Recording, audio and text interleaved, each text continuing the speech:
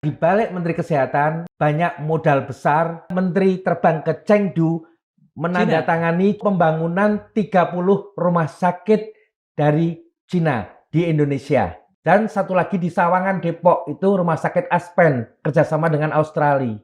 Antrean pasien rawat inap itu jumlahnya per Desember 2025 2.278 orang. Dan yang terlama menunggu dipanggil 15 bulan mengantre. Saya tidak bisa membayangkan pasien dengan tumor payudara yang sebelumnya tumornya masih hanya di payudara, saat dipanggil masuk berapa bulan kemudian tumornya sudah menyebar kemana-mana. KPI untuk seorang dokter spesialis di rumah sakit Kementerian Kesehatan itu bukan didasarkan oleh hasil pasien sembuh, tapi dilihat dari seberapa banyak dokter itu menghasilkan penghasilan income untuk rumah sakit. Artinya yang akan diperas pasien. Bisakah kita mengatakan bahwa semua yang terjadi itu adalah, katakan saja, malpraktik dalam dunia kesehatan? Ini suatu kejahatan terhadap kemanusiaan. Konstitusi negara untuk memberikan layanan kesehatan kepada masyarakat yang membutuhkan itu omong kosong. Apa yang dilakukan Menteri Kesehatan itu mengangkangi hak presiden. Mengangkangi hak konstitusional presiden. Menteri Kesehatan tidak punya mandat dan tidak punya kuasa untuk menafsir-nafsirkan sesuai selera. Putusan MK itu harus minta izin presiden.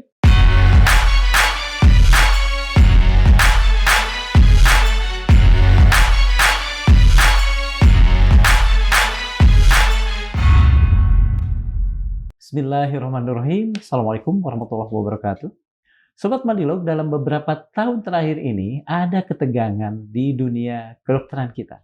Para guru besar, para tenaga medis bersatu mengkritisi beberapa kebijakan yang turun dari Kementerian Kesehatan yang mereka rasakan kebijakan ini sama sekali tidak bijak.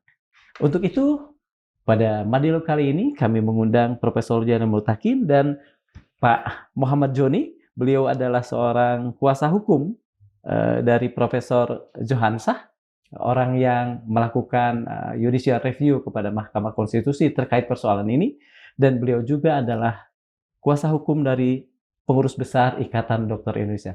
Selamat bertemu Pak Zainal Mutakin, Prof. Zainal Mutakin, dan Pak Joni. Pagi, Pak. Selamat pagi, Pak Darmawan. Selamat pagi. Yang pertama mungkin Pak Zainal. Saya ingin lebih jelas nih, ada laporan dari Aliansi Ketahanan Kesehatan Bangsa kepada KPK. Bisa dijelaskan? Jadi berawal dari Menteri ini melontarkan suatu situasi di mana setiap tahun ada 250.000 orang Indonesia mati akibat serangan jantung. Dan dikatakan bahwa serangan jantung itu hanya bisa diatasin satu-satunya cara dengan mengintervensi memasang ring jantung. Jadi istilahnya tindakan pemasangan ring jantung, dan itu harus dilakukan dalam waktu yang 4 jam. Dengan narasi seperti itu artinya dibutuhkan alat atau suatu fasilitas yang bisa melakukan pemasangan ring bukan di ibu kota provinsi, tapi di kabupaten. Sehingga untuk mengejar waktu 4 jam. Sehingga diajukan rencana untuk pengadaan alat yang disebut cath lab. Cath lab itu nilainya sekitar antara 18 sampai 25 M satu unitnya. Pengadaan alat itu untuk memenuhi kebutuhan 514 rumah sakit kabupaten dan kota yang ada di Indonesia. Pertama kita kembali ke narasinya dulu tadi, bahwa dikatakan itu orang serangan jantung harus gitu. Itu kita kembali ke data yang dimiliki oleh Perhimpunan Jantung di Indonesia maupun data di Asosiasi Jantung Amerika. Mereka mengatakan serangan jantung itu ada ringan 25%, sedang 50%, dan berat 25%. Yang butuh segera pemasangan ring jantung itu adalah yang 25% yang berat. di mana memang butuh waktu 4 jam, tetapi ya di saat tidak ada alat tersebut, itu bisa diberikan pengobatan sementara yang dimasukkan lewat infus, pengencer darah, distabilkan 24 jam, dan bisa ditangani setelah 24 jam itu dirujuk ke rumah sakit yang punya fasilitas. Jadi tidak hanya dengan alat ini. Artinya 4 jam itu bukan suatu keharusan, bukan mutlak.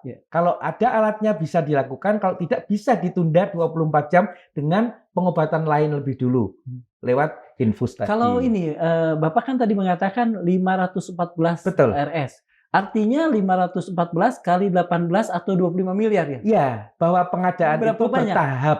Ya, yang sudah, jadi waktu tahun lalu Menteri menyatakan itu 200 alat itu sudah disebar. Dan kemudian berikutnya ya, anggaran yang dipergunakan itu adalah yang awal anggaran dari dana daerah. Tapi berikutnya yang sebagian besar adalah direncanakan dengan dana pinjaman Bank Dunia yang besarnya 64 atau 63 triliun dari 4 miliar dolar. Itu pinjamannya ada, sudah tanda tangan, diterima. Untuk sebagian besar adalah untuk pengadaan alat-alat itu. Betul. Padahal kalau kita bicara persoalan kesehatan di Indonesia, itu harus dimulai dari bukan pengobatan, tapi pencegahan, kan gitu. Mengapa kemudian Kementerian Kesehatan seolah membalikan paradigma dengan narasi tersebut ya? Kenapa kalau saya pandang tujuannya adalah untuk bagaimana bisa melakukan pengadaan alat, karena itu juga bukan satu-satunya alat cath lab itu. Ada alat lain yang terkait masalah stunting. Jadi stunting di Indonesia dikatakan bahwa angkanya 2024 kemarin itu dari target menurunkan 14%, ternyata angkanya bertahan di 21%. Dan 2023 sampai 2024 dengan anggaran Kementerian Kesehatan 30 triliun, angka itu turun 0,1% saja. Artinya program itu gagal. Gagal untuk menurunkan angka stunting, sehingga penyelesaiannya adalah mendatangkan alat USG sebanyak 10.000 unit untuk disebar ke semua puskesmas. Sama seperti tadi ya? Ya. Nah, kalau USG satu unitnya berapa? Nggak begitu paham saya kalau USG, tapi itu jauh di bawah tadi alat tadi. Tapi cara berpikir ini benar. Artinya stunting bisa dikatakan saja dihabisin dengan alat ini. Jadi persoalannya adalah semua perencanaan ini dibuat tanpa mengajak kolaborasi maupun berbicara dengan kelompok ahli yang menanganin persoalan itu. Kalau stunting tentunya itu dokter spesialis anak yang tahu. Kalau itu tadi yang alat cath lab dokter jantung yang tahu. Jadi semua dilakukan tanpa kolaborasi dengan ahli-ahli terkait. Sehingga persoalannya adalah pada saat alat sudah dibeli, kemudian di lapangan tidak ada satupun di tempat tersebut yang bisa mengoperasikan alat tersebut. Dokter yang punya kompetensi istilahnya untuk mengoperasikan USG di puskesmas itu. Sehingga butuh ada suatu pelatihan. Ya. Pelatihan tentu butuh perencanaan dan pembiayaan lagi. Ya. Dan pelatihan ini terjadi dilakukan. Kementerian Kesehatan mendapatkan suatu modul pelatihan dari Perhimpunan Dokter Spesialis Kandungan. Dengan syarat dan ketentuan. Ada bahwa yang melatih harus ikut TOT dulu. Training of trainer ya? Ya, jumlah waktu jam yang dipergunakan, berapa jam praktek, berapa jam teori itu, semua dilakukan tanpa memenuhi syarat dan ketentuan itu. Sehingga akibatnya adalah laporan dari Perhimpunan Dokter Kandungan di satu wilayah di Sumatera Selatan, di Lampung tepatnya, bahwa hasil pemeriksaan yang dilakukan oleh para dokter di puskesmas dengan alat tersebut, 60% diagnosanya salah. Karena keterbatasan pengetahuan dan kemampuan. Keterbatasan pelatihan yang tidak memenuhi syarat dan kompetensi yang tidak terpenuhi. Iya. Itu mengapa kemudian perencanaannya tidak sempurna? Dengan kata lain, alatnya ada, kemudian orang yang mengoperasikannya tidak ada. Ya. Soal jantung, hal yang sama terjadi. Jadi, dokter spesialis jantung itu tidak serta-merta semua spesialis jantung bisa mengoperasikan alat cath lab, melakukan tindakan pasang stent jantung. Dibutuhkan setelah spesialis. Jadi dokter umum 6 tahun, spesialis jantung 4 tahun. Setelah itu butuh suatu pendidikan 1 tahun minimal, baru bisa, dengan jumlah kasus dan variasi kasus yang cukup untuk bisa punya kompetensi mengoperasikan alat itu. Oke. Itu kan dari dalam pemikiran aliansi sebuah persoalan. Ya. Katakan kalau dilaporkan ke KPK kan itu artinya ada delik pidana. Ya. Progresnya bagaimana, Prof? Jadi terkait sama masalah kenapa kolegium harus dikuasai gitu loh. Terkait. Jadi untuk jantung misalkan karena kekurangan jumlah dokter yang memenuhi syarat, di mana alat yang sudah ada kalau sampai mangkrak, tidak termanfaatkan utilisasi selama 1 tahun, itu bisa jadi temuan KPK.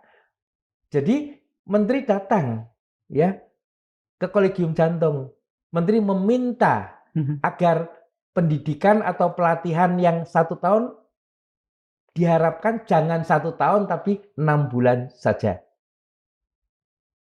Seperti yang dilakukan terhadap alat USG pada dokter tadi, pelatihannya dipersingkat, tidak memenuhi syarat dan ketentuan, hasilnya adalah diagnosanya salah. Dan ini pun jadi artinya bahwa kalau yang jantung ini sudah dilakukan pelatihan juga dari yang harusnya 1 tahun menjadi 6 bulan itu. Jadi dilakukan dalam bentuk namanya fellowship. Jadi dokter-dokter di tempat yang rumah sakitnya direncanakan mau dapat alat itu atau sudah ada alat itu dikirim ikut pelatihan selama 6 bulan, betul. Dari pengamatan Bapak sebagai seorang ahli lah ya, apakah cukup 6 bulan itu untuk membypass yang memadatkan yang 1 tahun menjadi 6 bulan? Jadi kalau dari sisi kompetensi yang sebelumnya sudah disusun dan ditetapkan sebagai standar oleh kolegium masing-masing, tentunya tidak memenuhi syarat.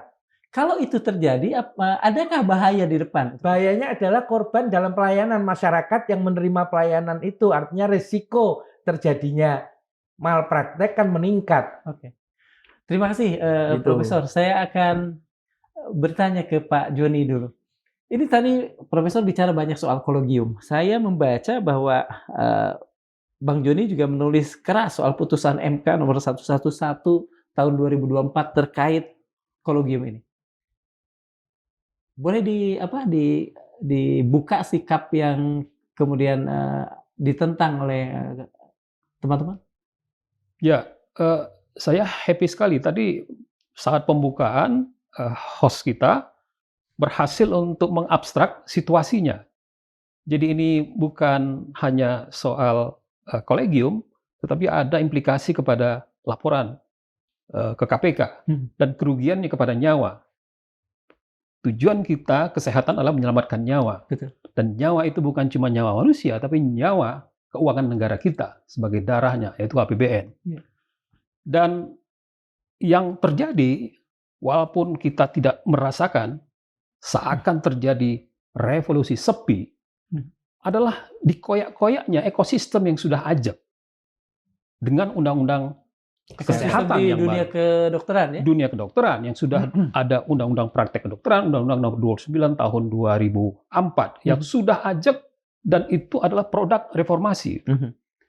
Itu yang kemudian diubah, itu yang kemudian ditransformasi. Katanya adalah transformasi, tapi ini adalah mengoyak-ngoyak ekosistem yang sudah ajak. Mengapa? Karena kata kunci yang itu muncul dalam konsideran, dan ini adalah sangat kritis, kesehatan kita diubah dari kesehatan publik menjadi kesehatan yang berorientasi kepada industri, health industry. Turunannya, akibatnya, maka bahkan sebelum undang-undang itu disahkan, organisasi profesi dibungkam, di framing seakan-akan mengambil keuntungan, kemudian tokoh-tokohnya juga diajak bicara untuk direkrut, dan orang-orang seperti Prof. Zainal Mutakin dan Prof. Johansa kemudian menolak. Dan satu hal yang paling signifikan dari ekosistem yang mau dikoyak itu adalah kuasai kolegium. Karena kolegium itu adalah jantungnya ilmu kedokteran, jantungnya praktek kedokteran. Prof. Johansa bilang ke saya, tidak ada praktek kedokteran, tidak ada fakultas kedokteran tanpa ilmu kedokteran, junto kolegium kedokteran itu sendiri. Jadi kuasailah kolegiumnya agar proses untuk menjadi dokter yang dalam 6 bulan dengan hanya fellowship bisa melakukan itu jantung tadi, tindakan pemasangan ring jantung. Itulah fakta-fakta yang siluetnya, potretnya nampak bahwa memang ini adalah untuk melakukan hal-hal yang tadi mengoyak-ngoyak ekosistem, kemudian membuat ini menjadi lebih mudah dan lebih seakan vokasi, sehingga ini membahayakan nyawa manusia, beresiko kepada pelanggaran disiplin dan malpraktis, dan lebih dari itu ada fakta yang patut diduga merugikan keuangan negara, karena apabila alat itu tidak terpakai dan tidak tercapai, maka menjadi temuan. Dan ini akan menjadi persoalan serius, dan karena itulah pembungkaman harus dilakukan, percepatan dalam rangka mengubah, mengoyak-ngoyak ekosistem harus dilakukan, kemudian industri kesehatan dilakukan, kemudian utilisasi rumah sakit dan alat bahkan tenaga medis juga dilakukan, dan bahkan undang-undang kesehatan kita dan undang-undang kita yang lain yang memiliki mandatory spending dihapuskan, agar bantuan keuangan dan pinjaman luar negeri itu bisa masuk tanpa ada resistensi undang-undang, junto adalah mandatory spending. Oleh karena itu tidak ada kata lain, kolegium harus dipertahankan, kolegium harus diperjuangkan, dan itu demi nyawa manusia, bukan cuma demi pendidikan, apalagi demi independensi sebuah institusi, tetapi inilah demi nyawa manusia yang terjaga oleh ahlinya, dan juga nyawa keuangan negara, APBN kita. Ini kan pertentangan antara dunia kedokteran dengan Kemenkes itu sudah berlangsung beberapa tahun. Ya. Yang saya dengar ada putusan MK yang berpihak kepada teman-teman di kedokteran. Tapi kemudian ada sesuatu yang katakan saja dilakukan juga oleh Kemenkes untuk merespon ini. Boleh dijelaskan?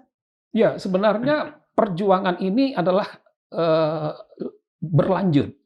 Mulai dari sebelum undang-undang ini disahkan, ya, Prof. Zainal, ada aksi, ada langkah untuk tidak sepakat, menolak undang-undang itu dari seluruh eksponen tenaga medis dan tenaga kesehatan. Kemudian undang-undang itu disahkan, melanggar prinsip meaningful participation yang merupakan syarat wajib. Kemudian PBID dan sejumlah organisasi profesi lain, perawat, bidan, apoteker, dan juga dokter gigi, mengajukan judicial review, uji formil, dan uji formil itu karena ada tenggat waktu, ya ditolak. Dikalahkan. Skornya 5-4, 5 yang setuju, 4 yang 5 yang menolak, 4 yang setuju. Maka skornya 5-4. Ini konstelasinya karena ada hakim MK yang baru, dan kemudian tak lama setelah itu masuklah permohonan uji materil yang dilakukan oleh seorang profesor guru besar dari Unair, ahli Profesor Johansa ini, ya? Johansa Marzuki. Dia ahli bedah plastik, rekonstruksi estetik, dan seorang diri melakukan uji materil terhadap hal yang paling mendasar, paling jantung, yaitu pasal kolegium dan independensi kolegium dan pasal tentang etika dan disiplin profesi.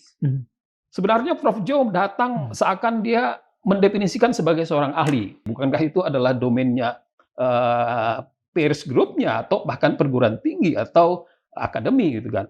Tapi kata kuncinya ketemu, yaitu adalah kolegium yang tidak independen dan alat kelengkapan konsil, dan itu diamini, dipenuhi oleh Mahkamah Konstitusi. Berapa skornya?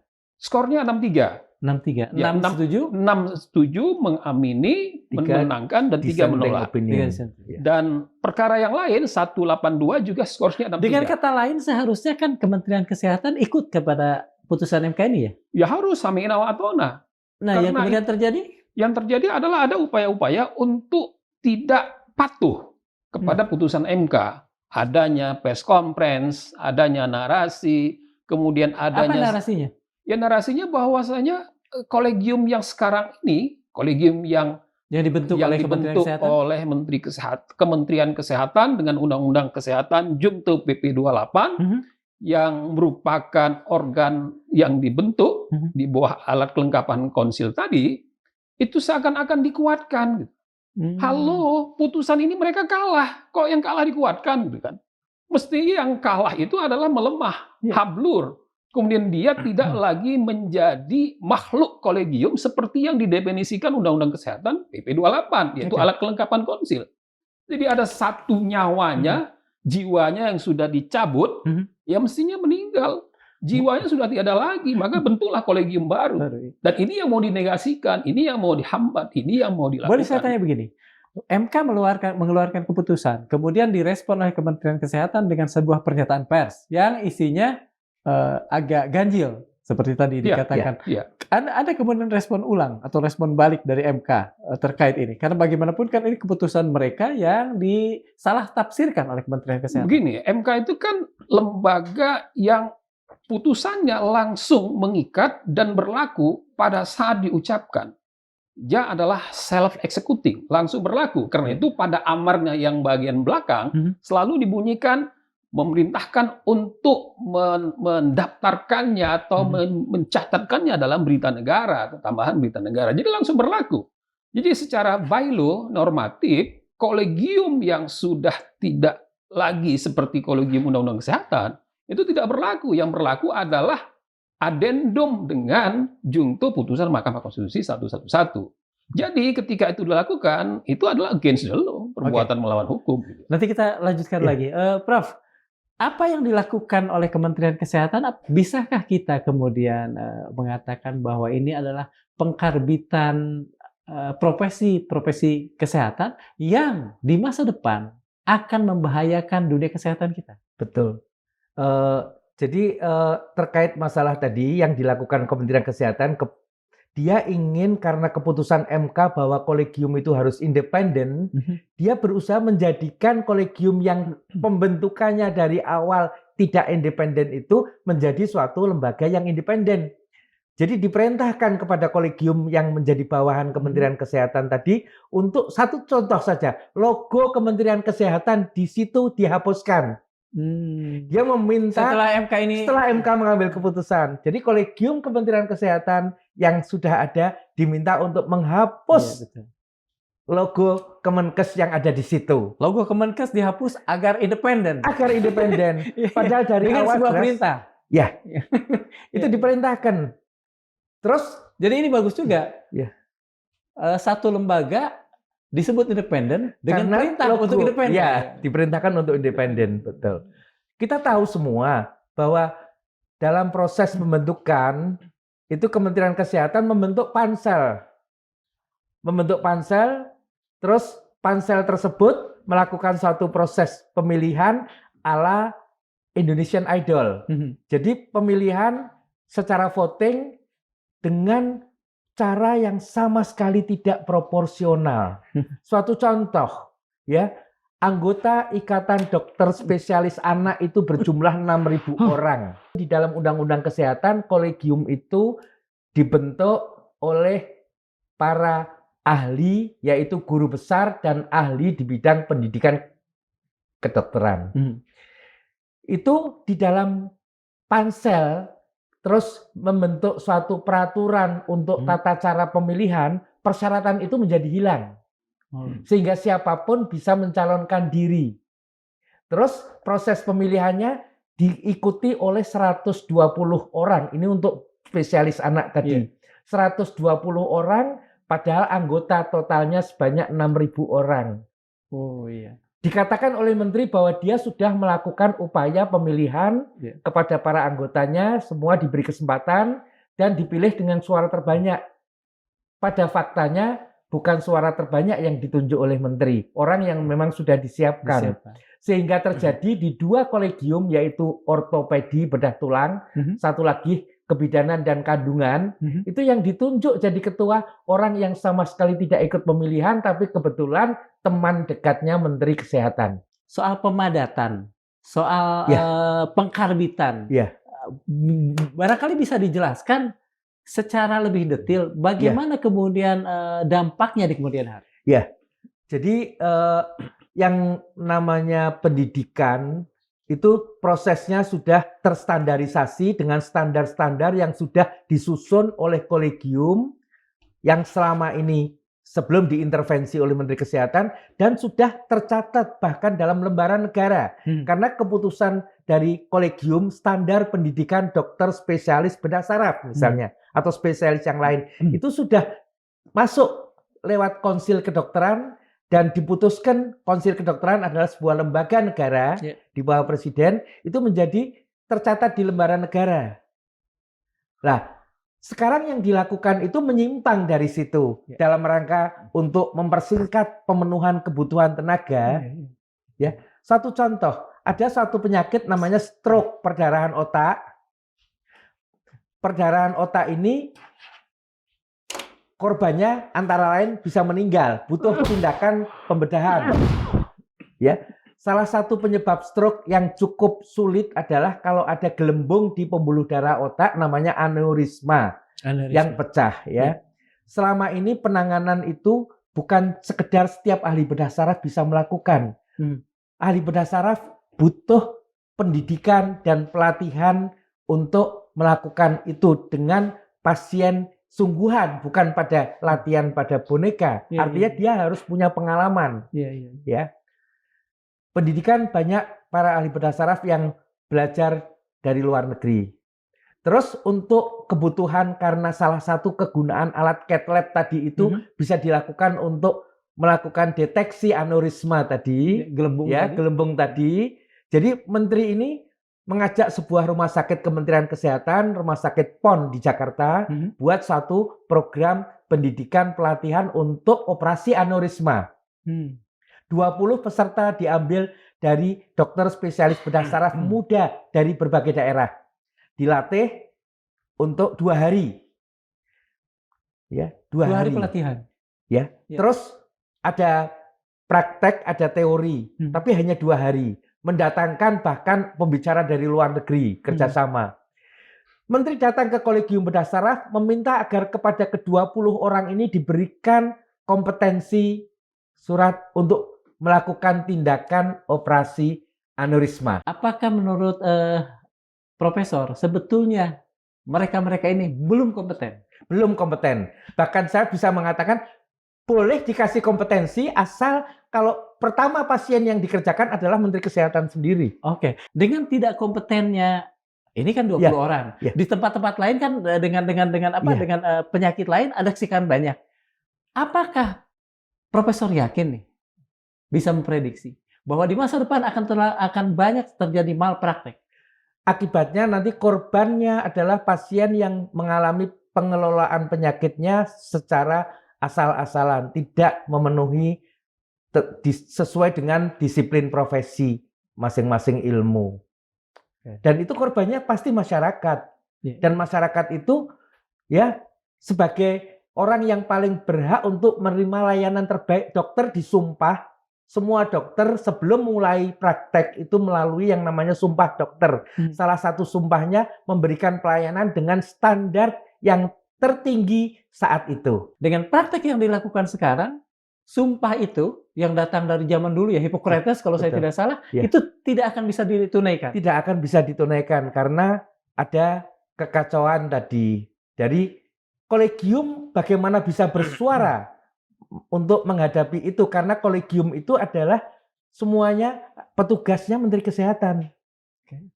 Dia di dalam sebuah lembaga yang lembaga itu dibentuk oleh Menteri Kesehatan yang tidak independen tadi. Dan kolegium ini oleh Menteri Kesehatan karena setelah keputusan MK tetap dipertahankan, bahkan Menteri menyatakan posisi Anda diperkuat. dengan putusan MK. itu. Padahal judicial review yang dilakukan di Mahkamah Konstitusi selama 2 tahun oleh Prof. Johansyah didampingi Dr. Joni itu melawan tidak independensi itu dan dikabulkan oleh Mahkamah Konstitusi. Bagaimana bisa hasilnya kok dikatakan malah diperkuat kolegiumnya? Nah, apa yang bisa dilakukan oleh teman-teman, tapi dari sisi hukum untuk melawan semua itu? Ada semacam mungkin pembangkangannya? Ya, persis. Efeknya, kalau saya boleh perdalam analisisnya, jadi bukan cuma membahayakan nyawa akibat daripada praktek yang mempermudah atau mengkerdilkan proses tadi. Ini adalah berurusan dengan hak yang paling utama. Yang dalam dimensi instrumen HAM internasional namanya adalah hak atas hidup, hak atas nyawa. Hak atas hidup itu adalah supreme right yang tidak boleh dikurangi, walaupun cuma sedikit. Dan hak atas hidup, atas nyawa itu harus menjadi pertimbangan pertama dan utama dalam pengambilan kebijakan. Jadi, apakah itu implied atau eksplisit ada resiko hak atas nyawa dari kolegium yang tidak independen yang membahayakan. Nah, oleh karena itu, hemat saya, ini harus terus diperjuangkan. Kita memperjuangkan itu di Mahkamah Konstitusi dan juga di ruang setelah Mahkamah Konstitusi. Apa yang bisa dilakukan? Hemat saya, Presiden harus... Maksudnya gini, setelah putusan Mahkamah Konstitusi turun pun, yang dilakukan oleh Kementerian Kesehatan kan apa yang tadi Pak Joni sebutkan sebagai pembangkangan. Jadi ya, apa yang bisa dilakukan posisi hukum daripada kolegium sekarang adalah dia harus diubah dan dibuat baru total sesuai dengan 4 parameter MK. Dan 4 parameter MK itu bunyi, bukan opini dari pakar. Itu bunyi sebagai judicial order. Jadi hemat saya, ada kesalahan fundamental yang dilakukan oleh Menteri Kesehatan. Karena mitra di dalam uji material itu adalah Presiden dan DPR. Jadi Menteri Kesehatan tidak punya mandat dan tidak punya kuasa untuk menafsir-nafsirkan sesuai selera putusan MK. Itu harus minta izin Presiden. Karena pihak dalam putusan MK dan pihak di dalam uji material maupun uji formil itu adalah Presiden. Apalagi sekelas Kepala Biro Hukum atau Kepala Dirjen Sumber Daya Manusia atau Kepala Staf Ahli Bidang Hukum Kesehatan itu nggak punya wewenang. Apa yang dilakukan oleh Kementerian Kesehatan, dalam ini Menteri Kesehatan, itu mengangkangi hak Presiden dalam urusan mengangkangi hak konstitusional Presiden dalam proses judicial review yang merupakan kewenangan konstitusional Mahkamah Konstitusi yang membuat norma baru dalam rangka menambal, mengisi, mengoreksi norma Undang-Undang Kesehatan yang bertentangan dengan Undang-Undang Dasar dan tidak mempunyai kekuatan hukum mengikat, dan karena itu dibuatlah norma baru. Itu yang dilakukan. Jadi apakah itu ganti kop surat, copot logo, ganti nama, press conference, narasi di IG, itu tidak sekedar kegiatan-kegiatan itu. Ini adalah pembangkangan putusan Mahkamah Konstitusi dan mengangkangi kewenangan Presiden sebagai pihak yang merupakan constitutional subject di dalam judicial review. Secara hukum, apa yang bisa dilakukan Presiden ketika hak konstitusionalnya dikangkangi oleh pembantunya sendiri? Ya, itu udah melanggar sumpah. Melanggar sumpah jabatan. Dia harus patuh kepada Undang-Undang Dasar 1945 dan Undang-Undang. Jungto implisit di dalamnya ada putusan MK. Hemat saya ada alasan Presiden untuk mengoreksi dan memberhentikan Menteri Kesehatan karena tidak patuh kepada putusan MK. Dan apalagi itu juga punya implikasi kepada keuangan negara. Dan kesehatan publik juga. Dan kesehatan publik dan nyawa manusia. Apakah kolegium yang katakanlah dibiayai APBN as it is tahun 2026 punya kewenangan lagi untuk menggunakan APBN-nya pasca putusan MK? Apalagi kalau ada anggaran yang tidak diperoleh dengan cara yang sesuai dengan Undang-Undang Keuangan Negara. Prof, sebetulnya apa sih yang menjadi gagahnya ya, raison d'être atau tujuan atau maksud sehingga kemudian Menteri Kesehatan melakukan semua ini? Kayak nabrak sana, nabrak sini. Jadi tujuan besarnya itu adalah merubah layanan kesehatan yang sebenarnya hak konstitusi rakyat dan ini kewajiban negara dengan biaya negara menjadi sebuah industri layanan kesehatan. Karena di balik Menteri Kesehatan tentu banyak modal besar yang sudah berharap sekali. Kita tahu setelah keputusan disahkannya Undang-Undang 17 2023, keesokan harinya Menteri terbang ke Chengdu menandatangani Cina untuk pembangunan 30 rumah sakit dari Cina di Indonesia. Dan saat itu juga sebulan sebelumnya sudah ada di Bali pembangunan sebuah rumah sakit internasional bekerja sama dengan Pertamina, International Hospital di Sanur. Dan satu lagi di Sawangan, Depok, itu rumah sakit Aspen kerjasama dengan Australia. Jadi membuka pintu lebar untuk proses masuknya modal asing dan itu hanya bisa hidup mereka kalau kesehatan ini menjadi bagian dari sebuah industri. Itu bisa dilihat dari rumah sakit. Artinya rumah sakit ini ya maaf bukan buat mereka yang BPJS golongan berapa. Betul. Ya? Jadi itu faktanya terbukti bahwa Menteri Kesehatan ini negara itu punya rumah sakit rujukan final, rujukan tersier istilahnya. Itu sebanyak 37 rumah sakit milik Kementerian Kesehatan di seluruh Indonesia. Dan itu memungkinkan rakyat kecil, rakyat jelata mengaksesnya. Ya, semua pasien siapapun dia bangsa Indonesia yang memang penyakitnya membutuhkan penanganan yang kompleks dan rumit dirujuk ke sana. Ya, di setiap provinsi ada 1, di Jakarta ada 4 mungkin. Ya. Nah, yang terjadi adalah rumah sakit itu di saat yang sama itu bukan menjadi rumah sakit yang memberikan pelayanan, tapi kita dalam pandangan secara umum kita bisa sebut itu BUMN kesehatan. Kenapa? Karena rumah sakit RSCM itu 2026 ditarget untuk menghasilkan 2,5 triliun. Pendekatannya begitu. Rumah sakit pendekatannya harus untung begitu.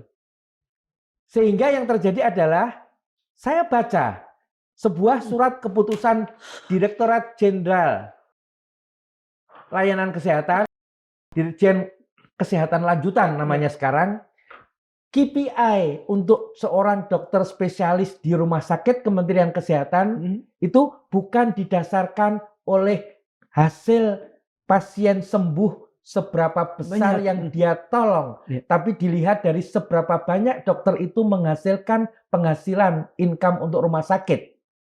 Seorang tertulis contohnya seorang dokter yang bisa menghasilkan sekitar 300 juta rupiah untuk rumah sakit setiap bulan, dia bisa bawa pulang bonus 35 juta rupiah. Mengapa menjadi sangat kapitalistik seperti ini? Di dunia yang presidennya kemarin bicara soal ya memper-memper sosialisme. Itu satu. Yang kedua lagi, bahwa saya sebagai dokter spesialis, saya akan menggunakan alat canggih di rumah sakit untuk memeriksa pasien saya apabila memang dibutuhkan karena penyakitnya. Untuk mengetahui penyakitnya dan kemungkinan rencana pengobatannya. Tetapi ditawarkan kepada semua spesialis bahwa salah satu KPI dia, bahwa Key Performance Indicator. Key Performance Indicator bahwa dia akan mendapatkan bonus yang lebih besar apabila makin banyak menggunakan alat-alat canggih tersebut untuk pemeriksaan pada pasiennya. Artinya yang akan diperas pasien. Terus berikutnya lagi bahwa Desember 2025 di sebuah rumah sakit vertikal yang ada di Semarang kebetulan, salah satu rumah sakit Kementerian Kesehatan. Rata-rata di semua tempat pun akan sama. Antrean pasien rawat inap. Jadi pasien yang sudah mendapatkan surat pengantar dokter, dia sudah diperiksa penyakitnya jelas, butuh tindakan.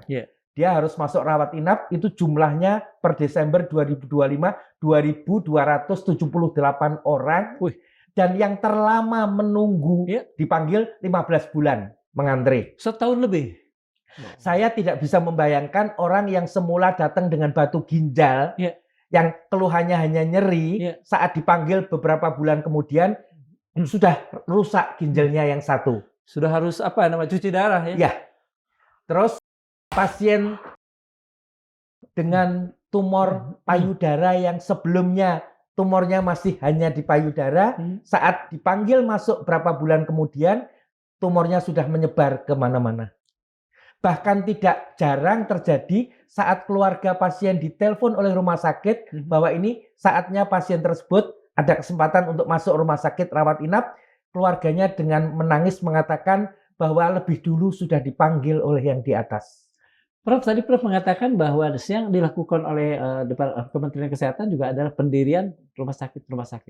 Bukankah dengan pendirian rumah sakit itu artinya ranjang bertambah, mereka-mereka... Betul. Pertanyaannya, apakah rumah sakit tersebut menerima layanan untuk melayani masyarakat miskin peserta BPJS kelas 3? Di Indonesia saat ini 98% penduduk peserta BPJS dan 70% ada di kelas 3. Itu yang dikarya di 2.278 orang tadi, itu hanya 50 dari 2.278 tersebut, 0,02% yang pasien non-BPJS. Sisanya adalah pasien BPJS dan 70%-nya di kelas 3. Artinya, layanan untuk masyarakat miskin akan semakin terpinggirkan. Dan antrean itu terjadi karena tempat tidur yang tidak mencukupi jumlahnya. Jadi sebetulnya yang harus diadakan adalah rumah sakit untuk pelayanan pasien-pasien yang BPJS. Bukan, itu Menteri Hartarto waktu peresmian Rumah Sakit Aspen di Depok mengatakan ini untuk mengembangkan wisata kesehatan. Bukan untuk melayani rakyat miskin. Rakyat miskin nggak butuh wisata, dia butuh dirawat inap, ya, butuh sehat, bukan butuh wisata kesehatan. Bisakah kita mengatakan bahwa semua yang terjadi itu adalah, katakan saja, malpraktik dalam dunia kesehatan? Kalau saya melihat ini suatu kejahatan terhadap kemanusiaan. Karena aturan di rumah sakit setempat lokal itu bisa terjadi ada aturan direktur yang mengatakan layanan untuk pasien non-BPJS dibuka 24 jam kali 7 hari. Kapan saja mau berobat dilayani. Tetapi untuk pasien JKN, pasien BPJS, dibatasi hari kerja dan jam kerja saja. Itu aturan tersebut ada di sebuah rumah sakit vertikal. Artinya kalau itu terjadi, apa yang menjadi garis prinsip bahwa negara kewajiban konstitusi negara untuk memberikan layanan kesehatan kepada masyarakat yang membutuhkan, itu omong kosong. Dan saya bahkan mengatakan ini kejahatan terhadap kemanusiaan. Karena rumah sakit yang semula bermodalkan etika dokter, etika profesi dokter dalam melayani tanpa membedakan siapa yang dilayani. Sekarang saya sebagai dokter akan moral hazard dibuat di rumah sakit. Saya akan lebih suka memasukkan pasien saya yang pasien umum karena saya akan dapat bonus tambahan. Betul. Kalau saya hanya masukkan pasien JKN, pasien BPJS, penghasilan saya nggak akan bertambah. Itu terjadi.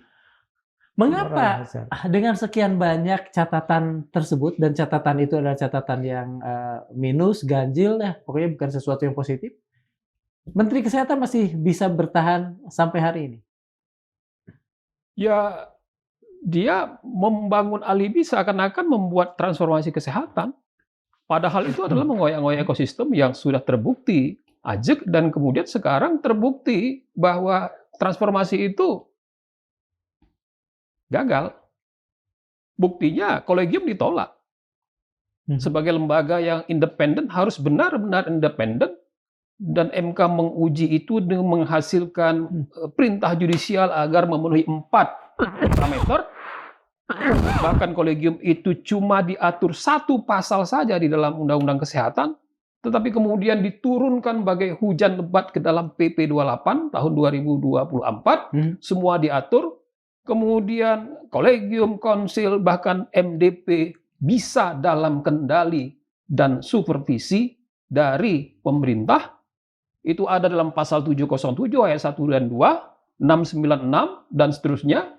Jadi itu tetap dalam satu kendali kekuasaan kementerian. Bahkan kemudian Majelis Disiplin Profesi yang dulu MK-DKI boleh melakukan PK, peninjauan kembali, dan PK-nya kepada Menteri Kesehatan. Halo, Menteri Kesehatan itu, Kementerian Kesehatan itu eksekutif, bukan yang menilai disiplin profesi yang merupakan kuasi peradilan kedokteran. Jadi koyak-moyak kerusakan-kerusakan ekosistem itu bukan cuma ekosistem yang rusak atau pemburukan, tetapi juga di lapangan, di kantor-kantor rumah sakit di mana masyarakat akhirnya teralienasi untuk mendapatkan layanan kesehatan. Terjadi utilisasi alat dan sumber daya manusia dalam bidang kesehatan agar menghasilkan cuan dan keluar sebagai surat formal. Saya baca suratnya, rumah sakit ini ada targetnya. Itu semua adalah untuk merekrut benefit dari 280 cuan economics dari tubuh manusia Indonesia untuk mendapatkan layanan itu. Dan lebih dari itu, informasinya juga bisa direkrut, kemudian ditransfer ke luar negeri. Itu soal lain yang juga menjadi bagian daripada ekosistem yang dia bangun. Gitu. Dengan tadi sistem target gitu, apakah terbuka besar peluang kemungkinan untuk misalnya seseorang yang sebetulnya tidak harus dipakaikan alat tertentu menjadi pakaikan alat tertentu? Jadi pemeriksaan dengan alat canggih maupun pengobatan dengan alat canggih itu didorong sebagai sebuah bisnis untuk sebanyak-banyaknya dimanfaatkan. Jadi keberhasilan transformasi kesehatan saya lihat dari transformasi yang tadinya pelayanan kesehatan itu dasarnya adalah mengikuti etika profesi, sekarang etikanya etika bisnis. Itu yang etika kapitalistik ya. Iya. Oke. Ini ada satu yang mungkin bisa Pak Joni atau Profesor juga menjawab. Tadi kan aliansi melaporkan. Ya. Saya ingin bertanya lagi karena belum dijawab. Progresnya sampai saat ini. Jadi KPK maksud saya. KPK tetap saja menyimpan itu sebagai suatu data. Dia belum bisa menindaklanjutin lebih jauh karena masih berproses pengadaan itu. Belum selesai. Iya. Itu tadi. Dan satu hal lagi, sulit sekali mendapatkan informasi pada saat saya melaporkan misalkan ini 2 rumah sakit di Sumatera Utara, ya ada 2 rumah sakit, satu rumah sakit Sultan Sulaiman, satu rumah sakit di Serdang Bedagai atau itu, alatnya mangkrak 2 tahun. Itu pada saat KPK menanyakan kepastian menelpon, tidak satupun orang berani bersuara. Padahal KPK yang minta. Iya, karena apa?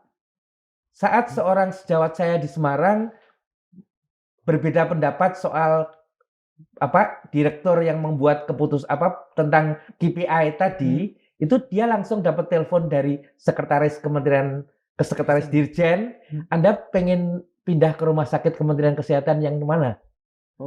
Yang di Papua gitu-gitu ya. Ditanya seperti itu. Itu adalah upaya pembungkaman yang itu kita lihat contohnya Dr. Piprim itu hanya puncak gunungnya saja. Puncak gunung es dari persoalan ya. Juga Dr. Rizky Adriansah di Medan. Jadi semua orang akan tidak selama masih berpikir ke arah penghasilannya tergantung dari rumah sakit Kementerian Kesehatan, dia tidak akan berani mengatakan apa yang bisa dilakukan ketika KPK pun katakan saja impoten untuk menindaklanjuti ini. Ya, rakyat harus bersuara, aliansi harus memfollow up dan menyegarkan kembali laporan itu. Karena nomor laporan dan registrasinya masih ada. Gitu kan. Kemudian dengan adanya putusan MK, kolegium, ini punya implikasi juga untuk menyelamatkan nyawa manusia Indonesia dengan menjaga kolegium yang jangan hanya diganti kop surat dan logonya, tetapi juga memastikan independensi itu untuk menyelamatkan nyawa dan menyelamatkan darah keuangan negara kita agar dilakukan oleh kolegium yang betul-betul konstitusional. Apa yang bisa dilakukan oleh bapak-bapak dalam aliansi untuk membuat katakan saja KPK ditekan untuk bergerak dengan cara apa yang sudah terpikir? Salah satunya adalah harusnya keterbukaan informasi publik. Selama ini kan seperti yang terjadi pada persoalan ijazah itu kan keterbukaan informasi publik itu bisa memaksa suatu pengadilan di bawahnya bahkan untuk membuka informasi. Saya rasa KPK pun bisa dipaksa untuk membuka informasi Apakah itu sudah disiapkan untuk segera dilakukan, Pak Joni? Belum. Saya kira itu yang harus ditindaklanjuti, dan kalau KPK mendengar suara ini juga harus menindaklanjuti. Bahkan KPK kan punya mekanisme untuk melaporkan perkembangan setiap laporan informasi yang masuk ke Dumas, sekalipun bahkan informasi masyarakat yang dapatkan lewat media. Dan saya kira saya dengar aliansi juga akan melakukan langkah untuk mempercepat ini, bukan cuma untuk kolegiumnya, tetapi juga menjaga agar kerusakan-kerusakan pasca Undang-Undang Kesehatan dan putusan MK itu bisa kita cegah dan bisa kita perbaiki. Itu terakhir kan ada berita KPK tangkap tangan Bupati Kolaka Timur terkait pembangunan rumah sakit daerah. Di mana pada saat yang sama diperiksa juga kantor Dirjen Keslan di Jakarta, digeledah KPK. Gitu. Tapi belum ada tindak lanjut tentang bupatinya. Ada ditangkap gitu. Tetapi yang pihak dari Kementerian Kesehatan tidak mungkin peristiwa yang namanya korupsi itu terjadi hanya satu sepihak, pasti melibatkan pihak lain. Itu belum ada tindak lanjut. Dan beberapa kali saya mencoba menanyakan ke KPK, jawabnya kita masih mengurutkan dari bawah katanya. Siapa saja yang artinya follow the money gitu loh. KPK-nya masih bilang begitu. Oke. Pak Joni, putusan MK nomor 111, apakah itu akan katakan saja berjalan dan kemudian efektif juga untuk menganulasi undang-undang yang lebih besar, undang-undang kesehatan yang dirasakan oleh teman-teman di dunia kesehatan tidak begitu proper itu? Iya, sebenarnya putusan MK nomor 111 dan 182 ini sebenarnya adalah cermin besar bahwa ada soal paradigmatik yang serius, sistematik di dalam Undang-Undang Kesehatan. Saya berpendapat dalam hal apabila pasal-pasal lain di dalam Undang-Undang Kesehatan ini diuji dengan merefer kepada putusan MK 111 dan 182, misal kata soal hospital base university. Jadi rumah sakit bisa seakan-akan menjadi kampus, menjadi universitas menjadikan untuk pusat pendidikan dokter spesialis. Pendidikan dokter spesialis. Saya menduga itu akan mendapatkan hasil yang sama, akan dimenangkan oleh Mahkamah Konstitusi. Masih ada kasus nomor 143 di Mahkamah Konstitusi yang menuntut masalah RS hospital base itu. Itu teman-teman dari aliansi juga yang mengajukan? Tidak dari aliansi, tapi teman dari kedokteran, teman dari terutama dari Fakultas Kedokteran yang ada di Indonesia yang melihat bahwa penyelenggaraan pendidikan itu bukan tupoksinya Kementerian Kesehatan, di luar tupoksinya, dan itu melakukan pelanggaran terhadap Undang-Undang Dasar RSPPU. Karena menteri ini berjalan terus tanpa memperhatikan undang-undang yang dia buat sendiri. Jadi di Undang-Undang 17 itu disebutkan jelas bahwa bahwa Menteri Kesehatan hanya punya kewenangan untuk merekomendasikan sebuah rumah sakit ini menjadi sebuah rumah sakit yang bisa untuk pendidikan. Tetapi bukan untuk membuka program studi. Program studi itu Undang-Undang Dikti masih berlaku di departemen yang lain, Departemen Pendidikan, dan lain, itu bahwa pendidikan itu ranah dari Kementerian Dikti, Kementerian Dikna. Kalau misalnya Profesor punya waktu untuk bicara dengan Presiden Prabowo, apa yang akan Profesor katakan? Jadi betapa sulitnya seorang Menteri Kesehatan memahami tupoksinya sendiri, ya, bahwa di dalam Undang-Undang Kesehatan itu tidak ada satupun kewenangan yang dimiliki oleh Menteri Kesehatan untuk terlibat di dalam urusan pendidikan kesehatan, tenaga kesehatan, pendidikan dokter spesialis khususnya.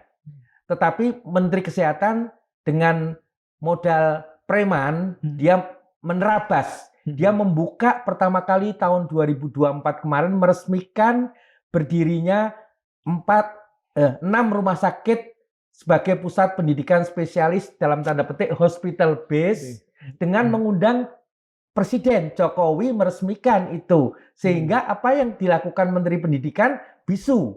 Dia Menteri Pendidikan nggak bisa ngomong apa-apa karena yang meresmikan adalah Presiden. Padahal yang dilakukan oleh Menteri Kesehatan itu menabrak pagar aturan yang ada di Kementerian Kesehatan sendiri. Dan itu tidak ada yang memperhatikan itu. Bahkan Presiden juga belum mengetahui itu, bisa jadi. Tidak mengetahui aturan itu ya? Iya. Terakhir untuk Bang Joni, apa yang segera akan dilakukan oleh teman-teman sehingga perjuangan ini terus dan sampai pada titik yang katakan saja menjamin semua rakyat Indonesia akan mendapatkan pelayanan kesehatan yang adil dan baik di kemudian hari? Tentu, keadilan kesehatan dan kesehatan yang adil. Dan kita harus menormalisasi arah berbangsa dan bernegara, ideologi negara kita dalam bidang kesehatan. Yang dulu dalam proses pembentukan negara, rapat-rapat BPUPKI disebutkan ideologi kita adalah kesehatan rakyat dipelihara negara, dan sekarang belok zigzag menjadi kesehatan adalah industri kesehatan. Ini yang harus kita kembalikan kepada cita-cita kemerdekaan negara Republik Indonesia. Itu berawal dari undang-undang yang salah, yang jelek. Undang-undang yang salah. Dengan kata lain, undang-undang ini seharusnya diganti. Semua harus diganti. Dan ini adalah analog dengan putusan 111 dan 182 yang diterima oleh MK, inkonstitusional, bersyarat, dan tidak mempunyai kekuatan mengikat lagi. Dan ini yang coba-coba untuk tidak dipatuhi. Dan itu justru adalah perbuatan melanggar undang-undang dalam hal ini putusan MK. Nah, kalau saya memberikan waktu ke Profesor Zainal untuk bicara, kalau beliau punya waktu bicara dengan Pak Prabowo, hal yang sama juga saya nyatakan, terutama dalam soal pengangkangan kewenangan tadi. Silakan, Bang Joni. Yang mulia Bapak Presiden, selamatkan kesehatan rakyat Indonesia, negara kita, para founding parents kita, membangun negara ini berdasarkan kesehatan rakyat dipelihara negara yang bergeser kepada industri kesehatan dalam konsideran undang-undang kesehatan. Mohon berkenan Presiden mengembalikan kesehatan rakyat dipelihara oleh negara agar rakyat bisa bahagia dan tersenyum. Terima kasih Bapak Presiden. Terima kasih sekali Pak Profesor Zainal, Bang Joni. Sobat Mandilog, dalam sejarah peradaban, konflik antara ilmu, kekuasaan, dan kepentingan publik selalu menjadi titik ujian sebuah bangsa. Ilmu menuntut kebebasan untuk mencari kebenaran, kekuasaan sering tergoda untuk mengatur semuanya. Sementara rakyat yang sakit dan membutuhkan pertolongan hanya berharap satu hal sederhana, ditolong dengan ilmu yang benar dan hati yang jujur. Filsuf Inggris Francis Bacon pernah mengingatkan, knowledge is power, pengetahuan adalah kekuatan. Tetapi Bacon juga mengingatkan bahwa kekuatan tanpa kebijaksanaan dapat menjadi alat yang merusak. Dalam dunia kedokteran, pengetahuan tidak hanya memberi kuasa kepada dokter untuk menyembuhkan, tetapi juga menuntut kerendahan hati untuk selalu mengutamakan keselamatan manusia. Para ulama sejak lama mengingatkan hal serupa. Imam Al-Ghazali menulis, ilmu tanpa akhlak adalah kehancuran. Karena itu dalam tradisi Islam, profesi yang menyentuh kehidupan manusia, seperti kedokteran, dipandang sebagai amanah, bukan sekadar pekerjaan. Rasulullah Shallallahu Alaihi Wasallam bersabda, sesungguhnya Allah mencintai seseorang yang apabila ia melakukan pekerjaan, ia melakukannya dengan itqan. Hadis riwayat Tabrani. Itqan berarti bekerja dengan ketelitian, dengan kesungguhan, dan dengan tanggung jawab moral. Maka pada akhirnya perdebatan tentang regulasi kesehatan, kolegium, pendidikan dokter, atau rumah sakit publik tidaklah boleh kehilangan satu hal yang paling mendasar. Perhatian kita pada manusia yang sakit. Terima kasih. Assalamualaikum warahmatullahi wabarakatuh. Waalaikumsalam warahmatullahi wabarakatuh.